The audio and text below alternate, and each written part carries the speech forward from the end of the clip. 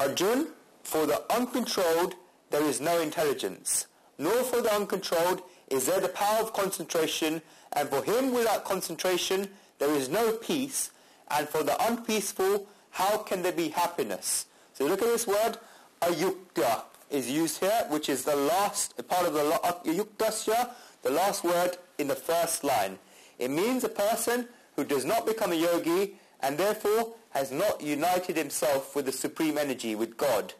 By intelligence, it's meant the intelligence of yoga.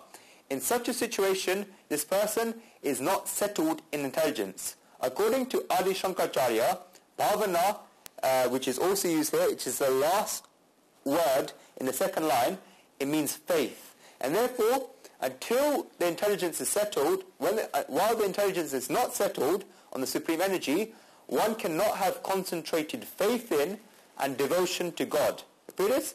If the intelligence is not settled on the supreme energy, one cannot have concentrated faith in and devotion to the supreme energy. And a person that doesn't have this concentrated faith in and devotion to God, it says here, can never get peace. Shri Krishna asks, how can one ever be happy in life if one never gets peace in his life? This is because the most important thing that is needed for happiness is peace of mind. To get happiness, you don't need objects, but dharmic practices. We run after objects, but we don't get happiness. Happiness comes from peace of mind. There was a great thinker, Satya's heard this story, by the name of Joshua Lieberman, who was a Jewish thinker, and he wrote an autobiography which was called Peace of Mind. And you'd question why someone would ever call the autobiography Peace of Mind.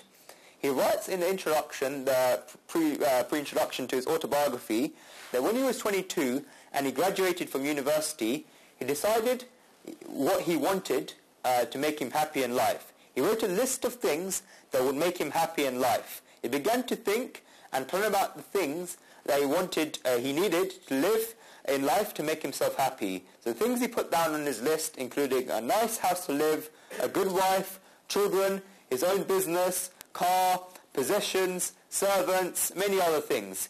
He kept thinking and thinking and thinking about this whole list, but he thought that this list is incomplete. He thought that something was missing from this list. He thought that he would not be fully happy even after he had all of these things. But he couldn't even think about those things, even after continuous thoughts, 10 to 12 days. What's missing from this list? He couldn't think. He went to an elderly rabbi at his synagogue in his town, and he thought that this rabbi might be able to help him because this rabbi had been in the material world, he had achieved success while taking that path of religion. So he showed this list to the rabbi and asked him if he could tell him what was missing from that list that will make him happy in life. The rabbi studied that list, picked up a near pen, put a cross over the entire list, and put 3 words on the list: peace of mind.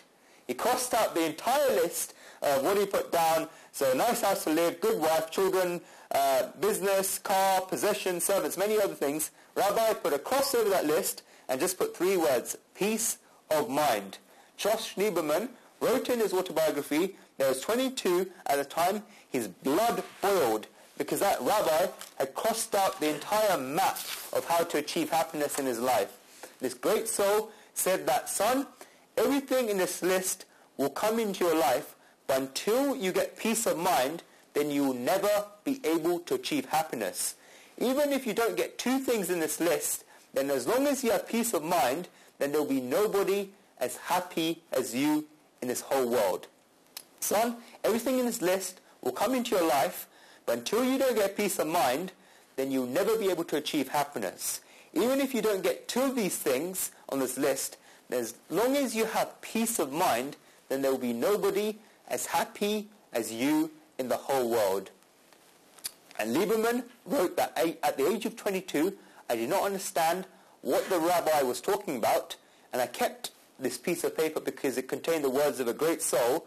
Now I'm writing my autobiography at the age of 75, and as I found this piece of paper, as I was looking through my old diaries, I now understand that the words that this great personality had said 53 years ago were so true. I'm looking at my life just gone, and I can see how important peace of mind is in life. You may have everything, But unless you have peace of mind, then you will never be happy. Therefore, you should really put your efforts in getting peace of mind. Instead, we put all our concentration in chasing after objects. And we gave the example earlier on in chapter 2, the example of a beggar and a billionaire. If you look at a beggar's eyes compared to a billionaire's eyes, you see that the beggar surprisingly looks more happy. The beggar sleeps on a bench or sleeps on the floor, and this billionaire sleeps on a comfortable bed. But what's more important, is it the bed or the sleep? This billionaire sleeping on such a nice comfortable bed, but he doesn't sleep.